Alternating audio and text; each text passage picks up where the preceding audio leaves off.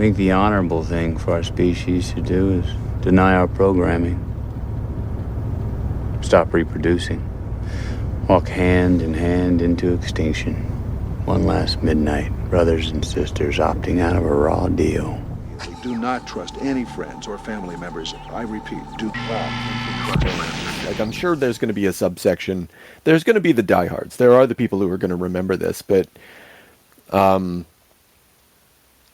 you know, we're going to move on. I do, like, as a culture generally, I think the subject moves on until the next thing that racist grandpa does, the next invasion, the next tariff, the next this. You're right. I'm. Yeah. My concern is that it's going to, like, the people who are going to remember it are going to be in, you know, like, looking like in some kind of vengeance, like, okay, now it's open season, like, yeah. But I guess we'll see. And then, you know, that's just a fear that you have when these things happen, and often nothing comes of it. But yeah. This one is, I feel it does have an exceptional feel to it.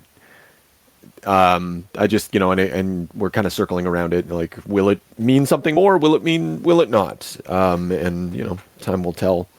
But gun violence is not a new thing, and political violence in America is not a new thing. So you're right. Yeah, it's like, it's so common. Just as common as the violence done to the Aliens franchise in the most recent episode of Aliens. If you don't open with that segue, I'll be sad. What, Chris? Did you get to see this, or like, can we talk about it, or should we leave it? I haven't seen it. You want? I could take off my headset first, or like no. Yeah. No, we can do like we did last time, where it's kind of like a no spoiler review. All right. This one's just like it's 8 episodes this season, right, James? Like, that's what Wikipedia is telling me. So this is episode yes, I believe that's correct. Yeah. So that was episode 6. So that's this. It's the transition to the last 2 big episodes, right? So it's a lot of just putting around and being slow and setting up this and that and making sure all hell breaks loose. Right. And I just, like, I didn't think it sucked. I just thought it was boring. It was a real TV episode. Like, we have to move our plot forward so that our finale makes sense, and sometimes the only way to do that is to, they like aggressively dumbed down everything into what's going to be like sort of a small scale or small stage horror fest, I'm assuming. It seems it. And it's just that sort of that was my brother's complaint, was that the lazy writings come to a head here, and that they've basically undone a lot of the building they did to make this seem very grand, this world. Yeah, I guess it's true. It is going to turn to sort of a Jurassic Park kind of, like, it's inevitably going to turn into a Jurassic Park scenario where they're in like an isolated space and the horror is unleashed. Yeah, and then for some reason, even though trillions of dollars are at play, there's only like 8 people that are going to die because there's no one on the island for some reason. Is that? Do you feel we spoiled anything for you then, there, Chris? I feel I'm in total despair, but I'll still watch it. Yeah. Oh, for sure. You can't not watch it. Yeah. I'm probably also wrong. I'm sure they'll find a way to kill extra people. Yeah, that's it. We're going to helicopter their men. Reinforcements. Eyeball kids standing over their burning bodies. Eyeball kid. Fucking love the eyeball kid. You know who else I love? Daniel Burton. Waters? Daniel Waters. Yeah, I guess. Maybe actually, I don't think I like Daniel Waters, but he's definitely gives us something to chew on here on the Extinction Agenda with James. And Chris. The most Daniel Watery man on the internet. Here with Batman Returns, Tim Burton. Batman Returns, 1992. Came out in June 1992. So I guess that's 3 years after the first Batman. Script originally by a guy named Sam Hamm, which it cannot be a real name. And then it gets rewritten essentially by Daniel Waters, who also gets a small rewrite by some dude named Wesley Strick, who I didn't look up. But generally speaking, this is a Daniel Waters joint, and so we're continuing our Daniel Waters exploration. We're sailing the waters of his Daniel filmography. Of Daniel Waters, that's right. I think that I'll open up to Chris. Chris, I think I'm really going to be in your hands this evening. You can be like sort of the MC. Like, what's going? Yeah, because I watched it. Yeah, and you hated it. And well, no, I don't hate it. I really don't hate it. Like I said, it challenges my aesthetic criteria because it does a lot of things that I want movies to do, and yet at the same time, I just can't bring myself to really like this movie. And we'll get into some of the reasons why. But I was super impressed with it this round. Like I completely discarded it as the age of 12 through to 14 or whenever this movie would have been playing frequently in my household. I always left the room. It didn't do fucking anything for me as a kid. And I hadn't watched it since. I think we had said that prior. But this time, I was still kind of like, I remember why I didn't like this as a kid. But at the same time, I can't deny that this is a fucking incredible production with some like pretty fucking far out performances. I agree with all of that. Yeah, in fact, I would even say like I feel the same way. I saw. Did you see this? Did you guys see this in theater? No, I don't think so. Anyway, I don't remember. I did. This is a big movie for me, though. This is one I had and I followed, and I was as a kid. I was always the big Tim Burton fan, and I was a big fan. I was like a real 1989 Batman nerd kid. Yes. Like when I was 9, I had the fucking action figures and I had the VHS tape and I used Scotch. I don't know if you even remember seeing it, James. I used like Scotch tape to make my own plastic case for it because it just brought it around with me around the house and just watched 1989 Batman over and over. So this one. Oh yeah. Well, anyway, this one's in the same boat because it has the same production aesthetic, but I had subtitles on, and I was alarmed to say the least, at the sexual innuendo and dialogue that maybe glazed past me as a kid. This is like overtly aggressive and sexual and gross, and there's some. Yeah. Oh, sorry, Chris. I'll let you continue on, but no, that's okay. I feel the same way. Like I had the same experience with the first movie. Like I was probably the peak excitement in my life, other than like Christmases. Like I had a countdown going for the first movie, and it was everything you wanted it to be. Like it was so exciting. Watched it a million times. Was excited for this one to come out, and just like did not get it at the time. It probably killed my excitement for movies, like in that same sort of like childhood naivety. It's like I think a lot of people had that experience too. Like I found this great quote by Daniel Waters where he was talking about being in the theater, like watching people's reaction. You came across that too? Yeah. I watched the little documentary where he gives that quote. Yeah, go on. Okay, yeah, I'd like to see his face. But yeah, he said the lights are coming up after Batman Returns, and it's like kids crying, people acting like they've been punched in the stomach and like they've been mugged. Part of me really relished that reaction, and part of me to this day is like, whoops. You know what? This here, the one of the big things that happened here is there is no opportunity for a toy line. Let's put that right on the table. Michelle Pfeiffer looks like a crazy Barbie, and the Catwoman is heinous and very kinky. Christopher Walken is probably one of the main characters. It's ludicrous. Danny DeVito is hideous in all forms throughout the whole film. And then there's the actual Batman. So that's it. There is no, this is not pandering to kids. It's not catering to anyone. What it looks to me as though somebody just gave carte blanche because the first movie was so successful.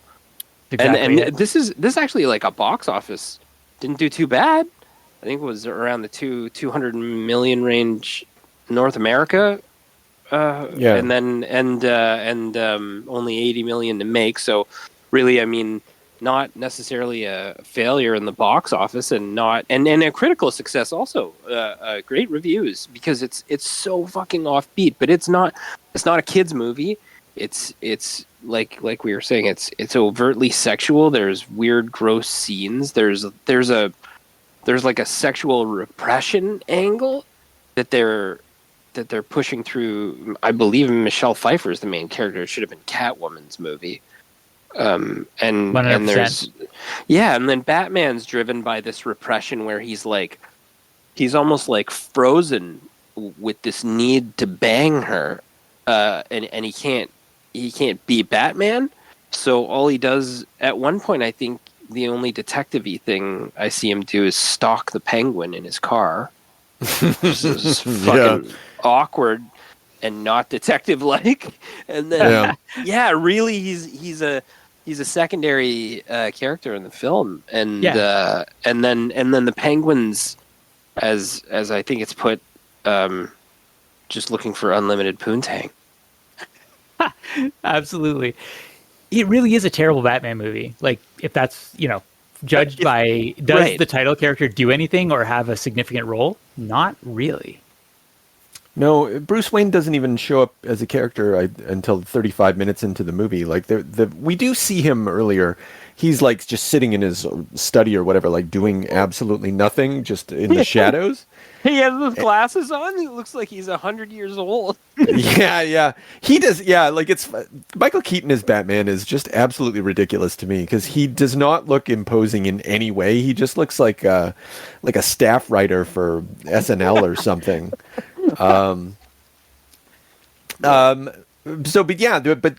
Batman shows up and does some things or whatever, but like he's not saying anything and I know they did that on purpose. Like Tim Burton is said explicitly, like he cut dialogue that Daniel Waters would give him and he'd be like, no, Batman doesn't talk this much.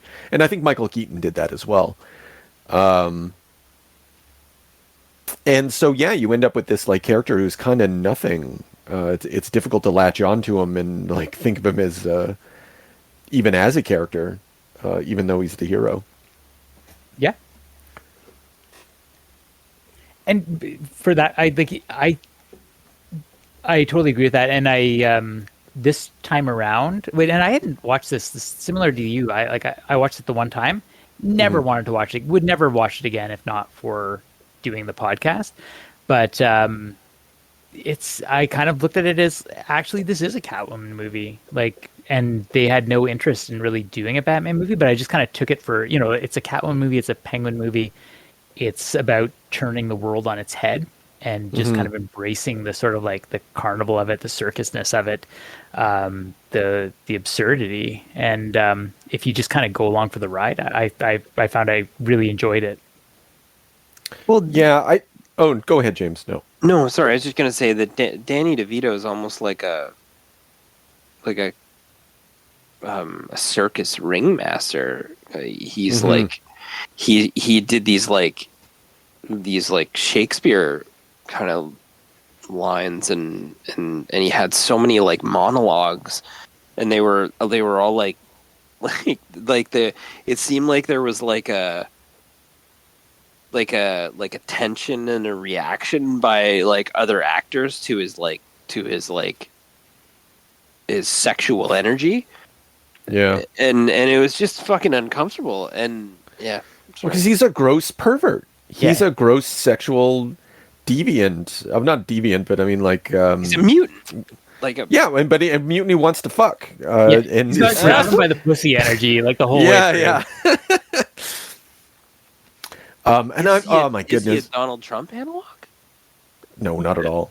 Just kidding. Not enough black goo coming out of his mouth to be racist grandpa. Although he does like Batman, like because he's like almost like a a sewer troll. Like, and that's not the origin of the penguin. Like, that's a total rewrite of like what the penguin's supposed to be. But he's Moses into the sewer by his rich parents, like as a child, grows up, clearly like just like had the will to survive on garbage and trash. So I think that's not, that's closer to racist grandpa than I think we might be comfortable with. That's funny. That all said, yeah, Danny DeVito's performance in this is nothing short of fucking astounding.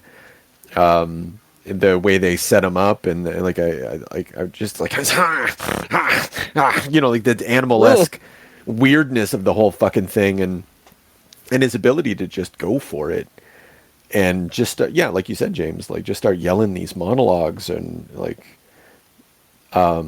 fish. And eating raw fish. Danny DeVito was like, "Oh, it was so good." Did he actually say that? Yeah, because he likes sushi and stuff. He was, and he was like, it was great. I like how he's like luring him into that like PR, like the sort of like image consultant thing with the raw fish. Fantastic. And they want to dress him up like the original penguin, like from the '60s cartoon or '60s TV show. I think that's what they were going for there. Yeah, I think it was almost. Go ahead, James. No, please go ahead. I was just gonna say he's almost affecting like a Dickensian sort of like affect of like the like I'm just a poor orphan, just trying to find my parents, and like that's sort of like fraud that he runs on society. Mm-hmm. And I did feel the same thing with the sets and costumes too. Is that this was like a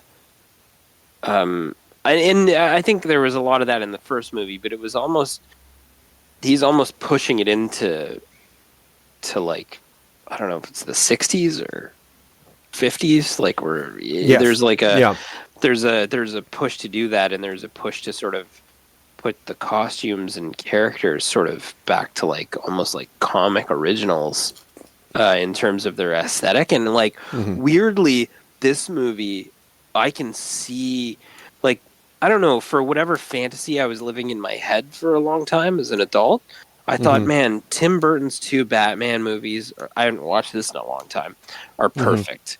I love them. The Danny Elfman soundtrack's fucking outrageous. The aesthetics the same throughout. And both movies are, like, perfect. So how could they not go with him for a third movie? But this time here, through this viewing, I can see how this completely fucking broke down the franchise and led them into Jim Carrey Riddler. This makes perfect sense to me now. This was this is a mess. Like critically, like you say, this movie's fun. The sets are crazy. The acting performances are off the wall. It's a madhouse, but it's not a good Batman movie. So that's a funny thing to have happen, is to get a good movie that's not a good version of your property. And they got it's kind of like Man of Steel, you might say. Actually, that is the thing about that too. No. The like McDonald's, like the situation with them like really came to a head because they had like invested in Happy Meals. They didn't know that the movie was almost given an R rating, and like Tim Burton had to like just like trimming little bits of violence here and there to avoid that. But then so McDonald's is doing this whole toy line. They got the Happy Meal thing going, and when the movie came out, they were just like on their back feet, just being like, we just wanted children to experience the fun of the character. We didn't really mean for them to go see the movie. And like there was just like like you said, the toy line, it just limited like the licensing, and like response to the movie dropped off like sharply after the first opening weeks. Yeah. People didn't get what they thought they were going to get. Totally did not.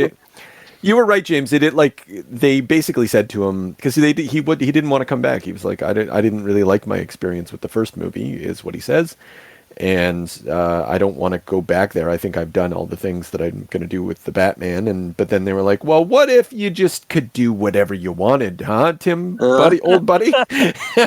He was like, well, now you've got my attention. Yeah, and then we basically fucking get this. Can I?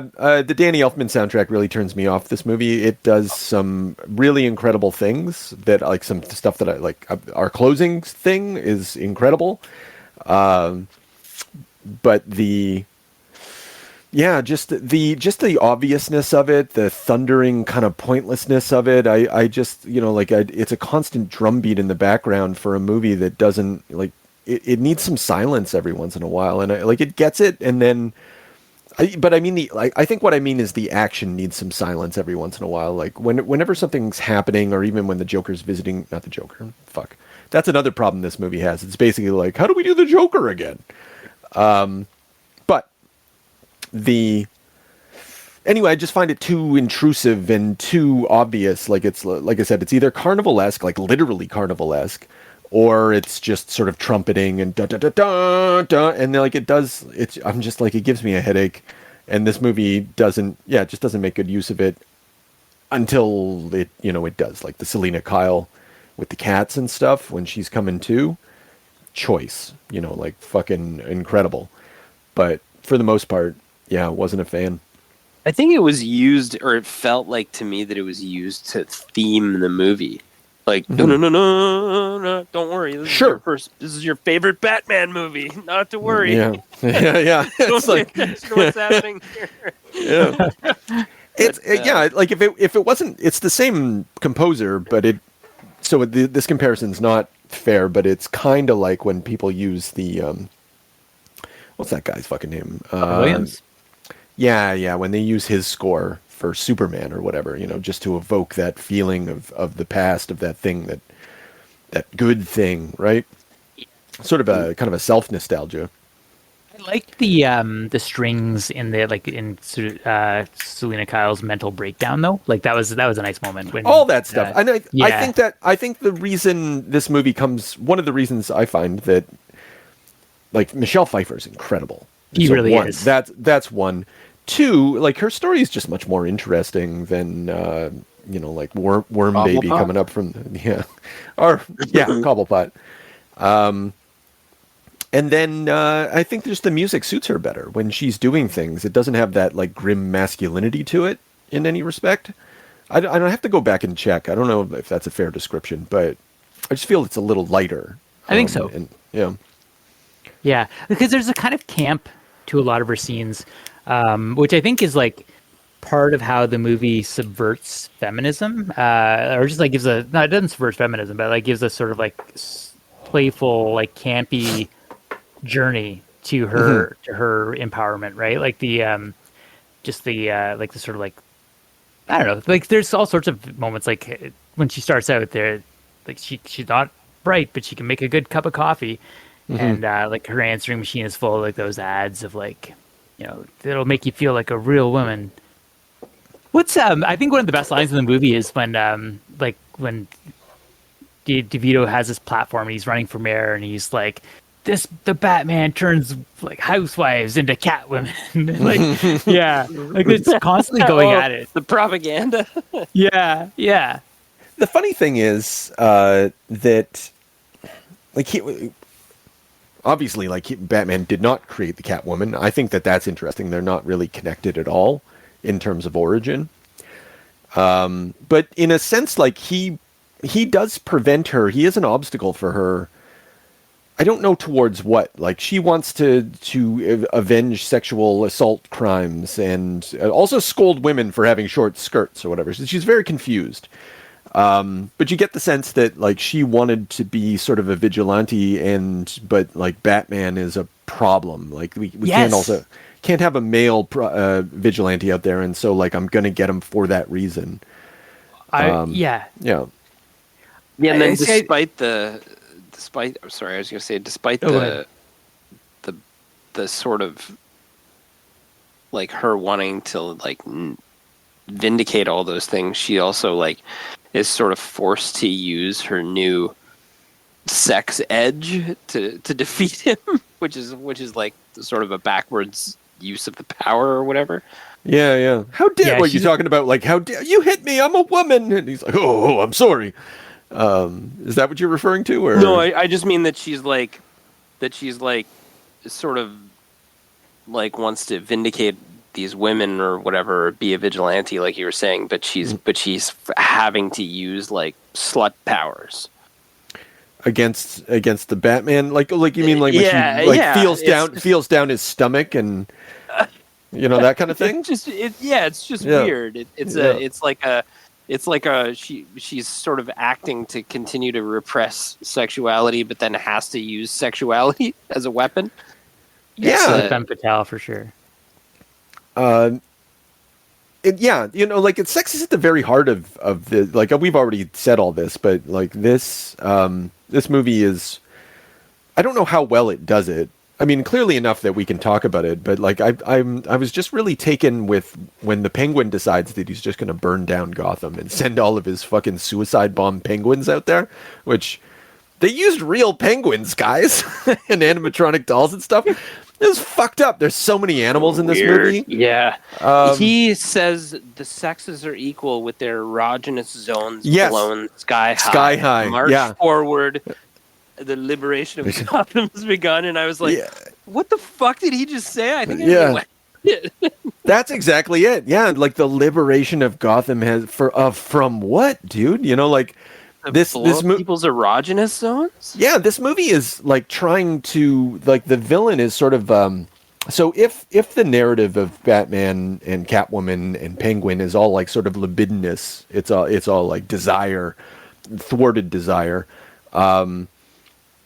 The Penguin's kind of, the threat that he gives is sort of narrative collapse. It's just like, like, I'm just going to remove sexuality from, like, I'm not going to really blow up Gotham. I'm just going to erase the possibility of Batman stories in this universe.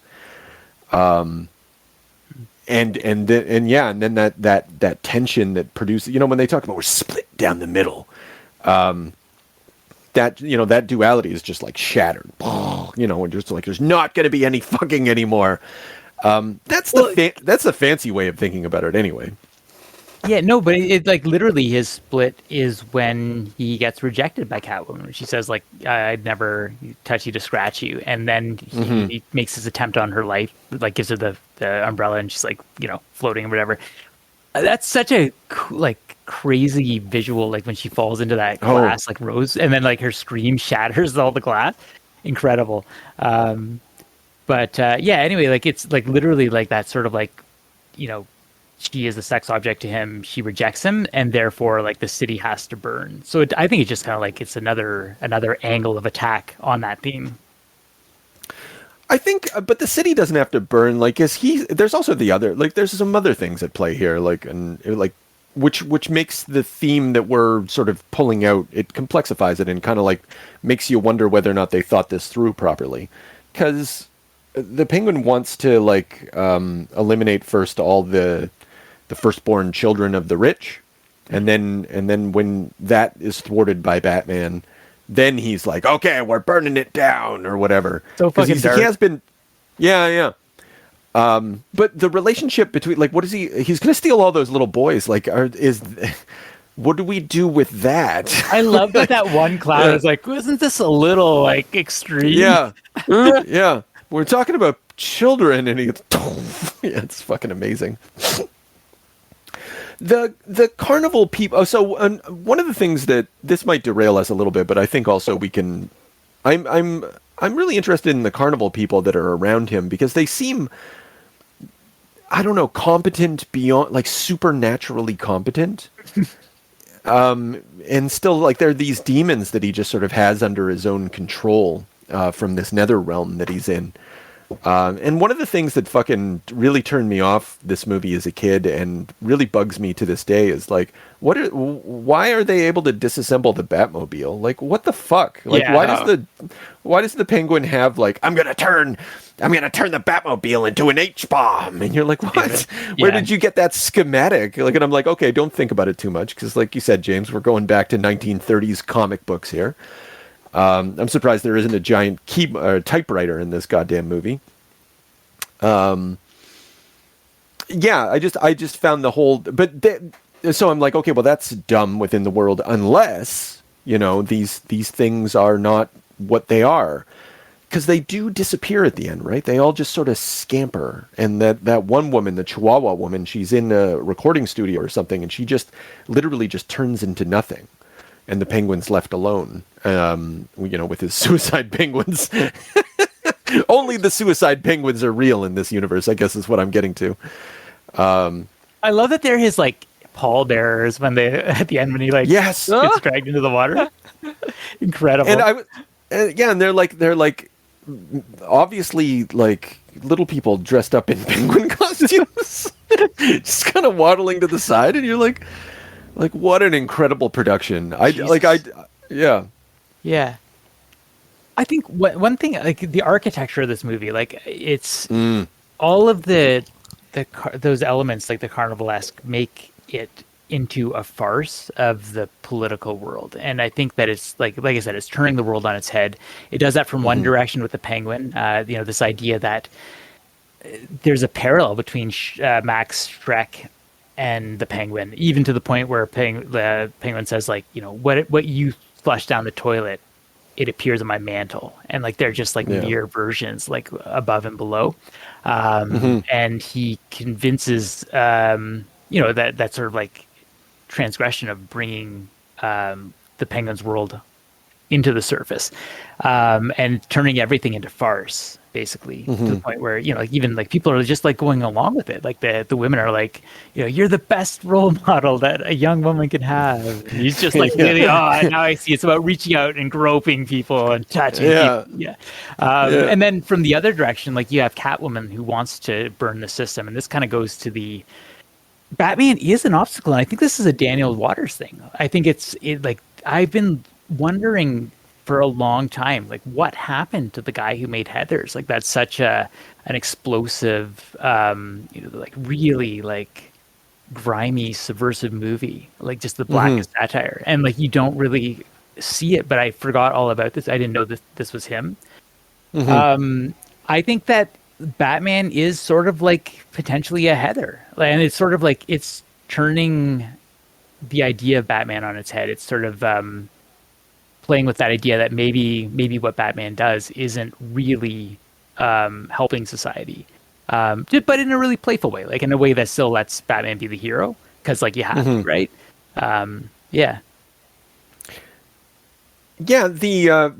Sorry, I wanted to say I don't know how to fit this in, so I'm just going to say it now. Like Walken as Shrekker, he looks like an evil Dr. Quintum from All-Star Superman. His it's just like the dark version of Dr. Quintum, and I was and just like a wild like 1930s silent film. Like the whole thing's got silent film energy, just like Metropolis type energy just flowing off of it. But the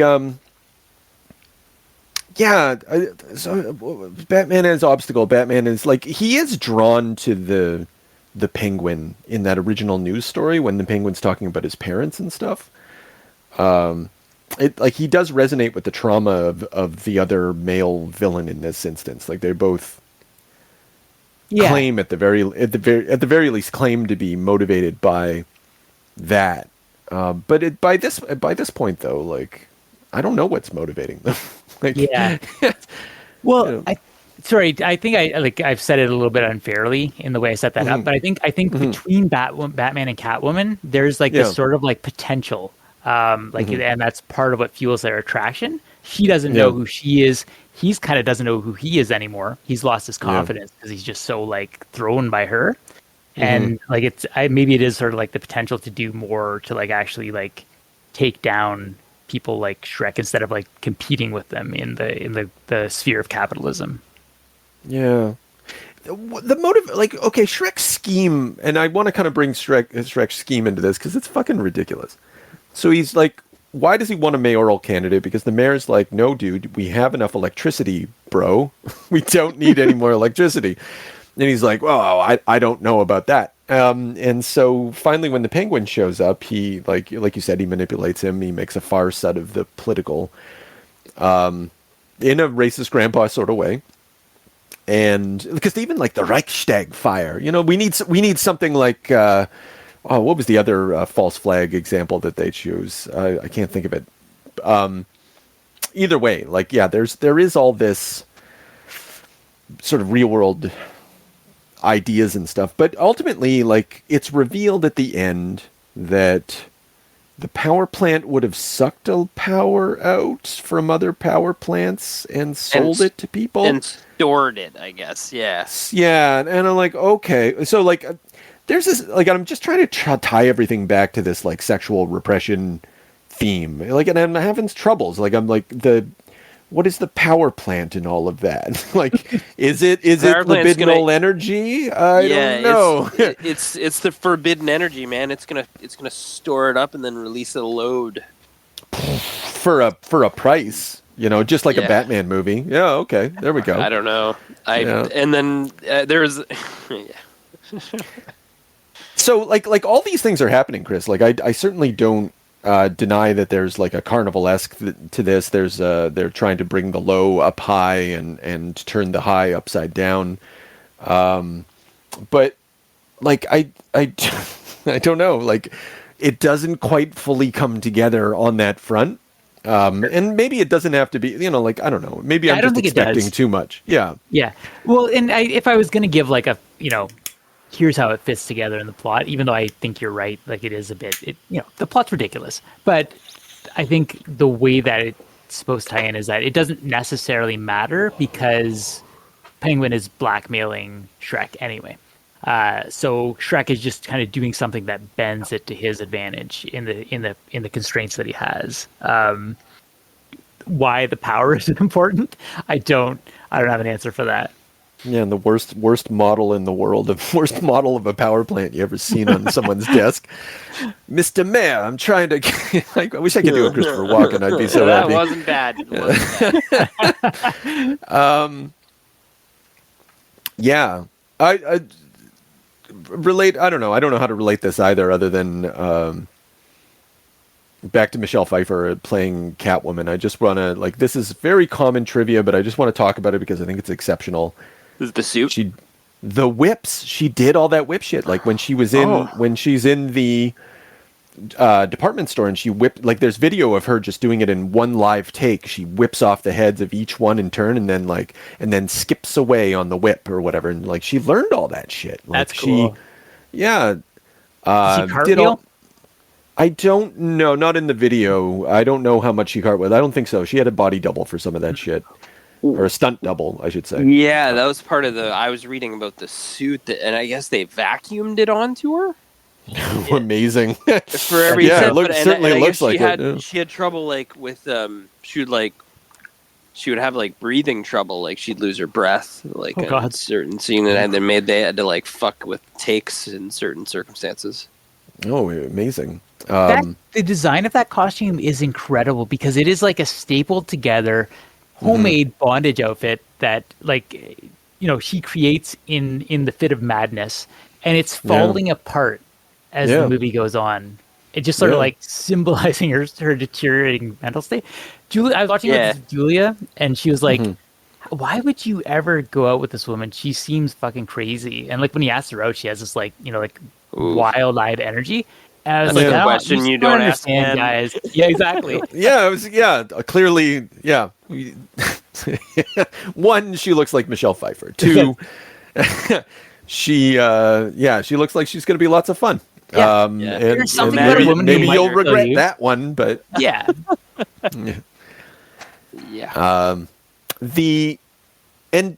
Speaking of the crazy though, like she just fucking sells it. She is off the, and like when she plays Selena Kyle, broken down administrative assistant or whatever, like it's fantastic, coming into her apartment looking pathetic, and then like her fucking descent into mania from mouse to fucking lion is just super impressive to behold. And also, this is the other bit of trivia I wanted to bring up. She, you know, when she puts a fucking live bird in her mouth and holds it there while Danny DeVito threatens a cat and then opens her mouth to release the live bird. All in one take. It's fucking, and like they capture the camera like, you know, perfectly. Wow. It's fucking incredible. It's incredible. That's crazy. Yeah. You can't, I you did not don't realize see that was a real live bird. Yeah, it's fucked up, right? Like there's like PETA was all pissed off. Because they've got live penguins, they got a monkey. They're like, they don't even know about the bird thing. How the fuck would they know? Jesus. till the movie comes out. Yeah, Yeah, there was just an incredible production. Yeah, Sorry. just to mirror that, there was this scene. I don't know if you guys saw it. It's a really nice scene when they're dancing at the end, closer to the end, like Bruce Wayne and Selena Kyle, and he says that line to her, and she realized. I thought they realized each other were Batman and Catwoman prior to that, but it's the moment they realize that they are each other, Right. and she starts crying as they're dancing, and the camera's there. She cries. His head comes around the back of the camera, and you lose sight of her. When she comes around the other side, she's laughing. It's fucking bananas. Yeah. And it's just such a subtle thing in that take, and it's I was like taken by her. It was an awesome performance. Her energy is incredible. One image that's going to stick with me, and I just keep thinking about it for some reason, is the when she trashes her apartment and like that pink like hello there sign becomes hell here. Yeah. Oh, it's just looks so awesome. I love her apartment. I love it to bits. I like when she came in, I was like, oh, it's all pink, fine, but I just love the bones of it, and it just felt very lived in. It felt very, I don't know. Like Tim Burton makes interesting images. Like you can't fucking deny him that. At least in this era of Tim Burton, I fell off the Tim Burton train a long time ago. I agree. Mostly, honestly, it's probably because I fell off the Danny Elfman train a long time ago. Like, I just don't like that guy. He, like, it grates on me. Every fucking soundtrack he produces just fucking grates on me. I bet if... Anyway, I'll leave that aside. Beautiful apartment. And then the destruction of it. Just the way that, I love to think about, like, things being broken on film. And you can only do one take of something being broken, or you're going to have to wait 3 hours for the crew to set it up again, just so you can knock it down. Like, it's really perverse. Yeah, I never thought about that. And so, yeah, every time something gets broken in a movie or exploded or whatever, I'm like, that's probably one and only one take. And like, or two at most, maybe three. And it, like, when all that shit comes off well, I'm just like, incredible. Yeah. So it sounds like I like this movie, but I still don't. Liar. I'm saying all these things, but like, really, if you asked me to rewatch this movie, I'd be like, do I really? I would rewatch this movie to show it to someone for what it is, right? Yeah. Does that make any sense? Like, let's put on Batman Returns. Let's see how the squares handle this shit. Oh fuck yeah, that's the pussy I'm looking for. I have this really funny copy of it. It's like one of the old, like the OG DVDs. I don't know if you guys have any of these. They, on one side's the native version. That's the old like boob tube size, the square size. And if you flip it upside down, the disc's still playable. So they wrote the title just very fine along the circle part of the DVD. Oh, I've got a disc I've got an Exorcist disc like that. If you flip it over, it goes like full widescreen and it fills the whole fucking TV. Like on the new whatever LCD TVs and OLEDs and shit. So it's just it was like I was blown away because it was such a nice picture on it for an old disc like that. Yeah. And like really like Danny Elfman shoots in that style, that like whatever 50s 60s style where it's Tim Burton. Tim Burton. Yeah. Where his special effects kind of rely on your eyes sort of seeing a grainy image. I don't know, like you guys, I feel that all of his live action movies have a little bit of that quality, that grit to it, to the screen. So really, I don't know that high definition like serves these old movies anyway. Yeah, I don't. And this is a conversation for some movies. Yeah, okay. I'm sort of getting my thoughts together. Yeah, some movies are better looked at on high definition, like a Denis Villeneuve or whatever. Like he's using all the pixels, right? You can fucking get in there. But particularly like an older movie, like a Ridley Scott movie comes off very well in high definition. Verhoeven comes over pretty well in high definition. I'm surprised that a Tim Burton movie wouldn't, but somehow I think I don't know what you're saying still rings true to me. Maybe He's I'm not- wrong. Yeah, Maybe I'm yeah, wrong. I don't know, man. It felt good. Felt like it looked Yeah. good. You know. Okay. Yeah. Yeah. Well, they all look good, man. It's all good stuff. What I feel like we're missing a bunch of stuff on this movie.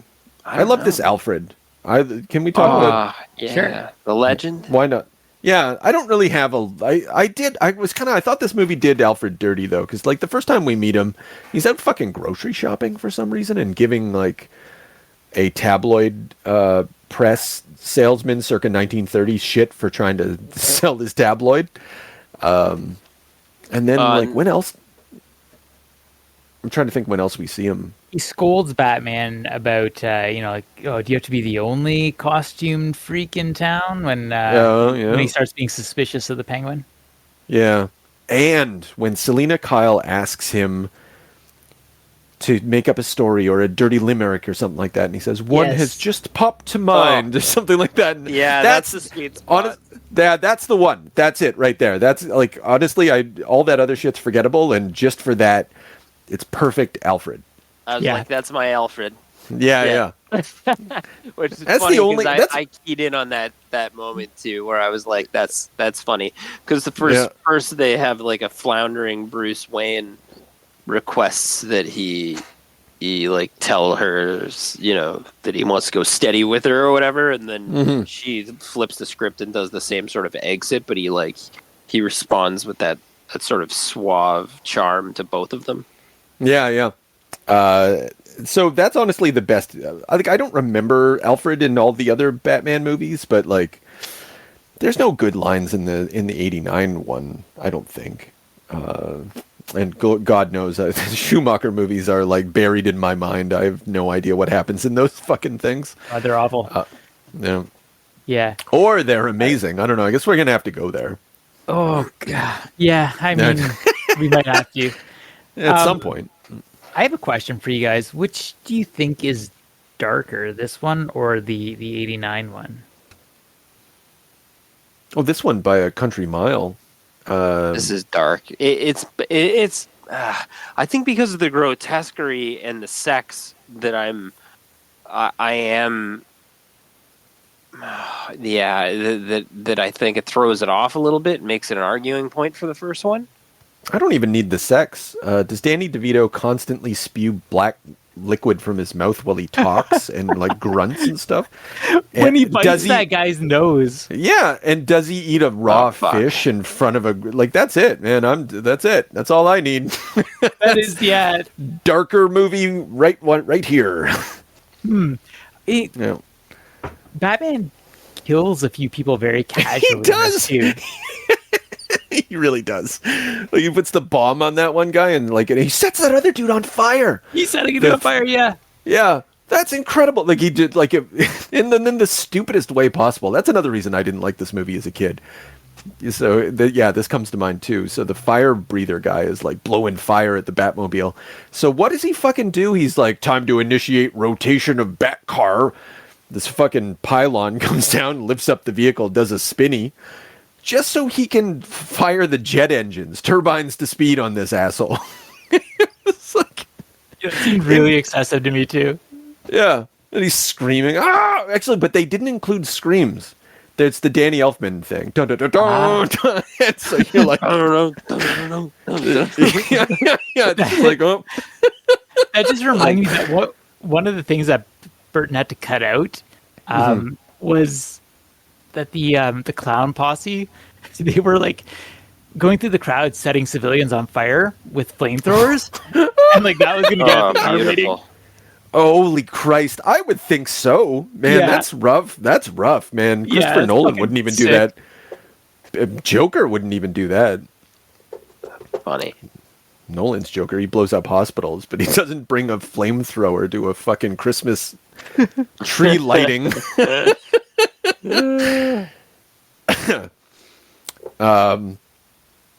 Yeah.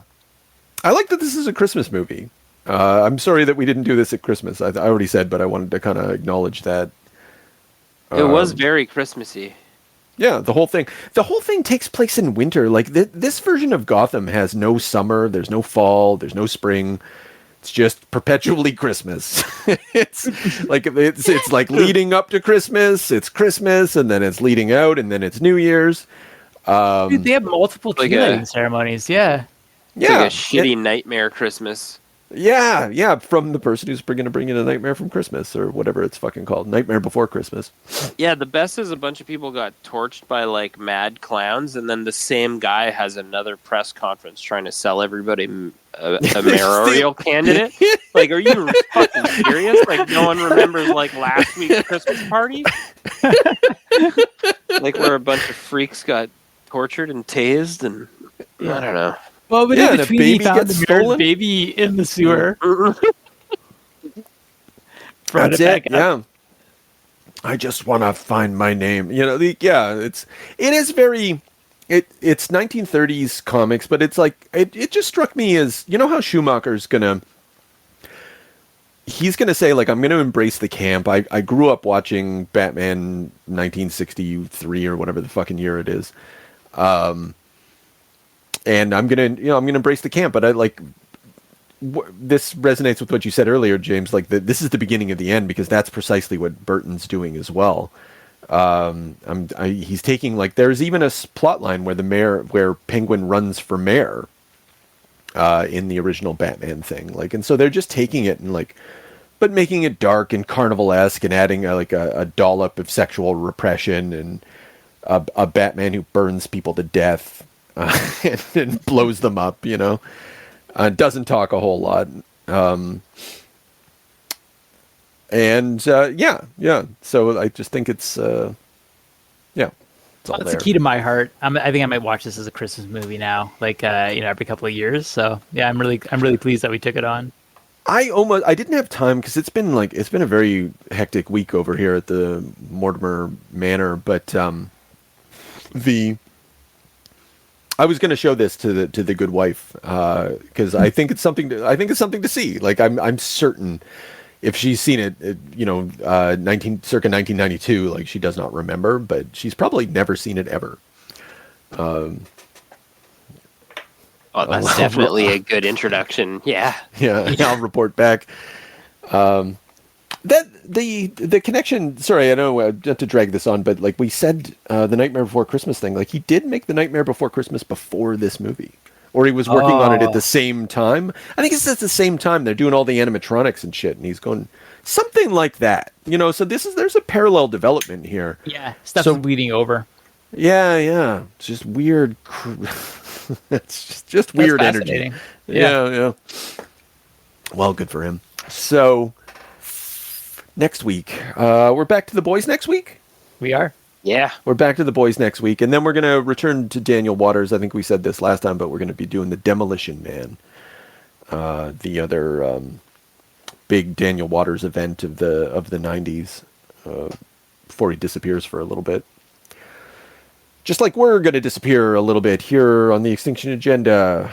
I don't know. Yeah. Until next time. Oh yeah, like and subscribe. Give us some 5 stars. People, actually, sorry. Yeah. We're getting a lot of new subscribers. Like not a lot, but we're like more. We used to get no new subscribers, and now we're getting more subscribers every day. So if you're a robot, send us a beep beep boop boop.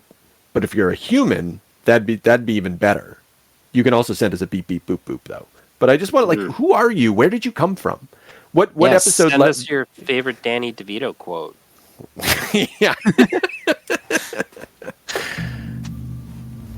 All right, we'll stop there.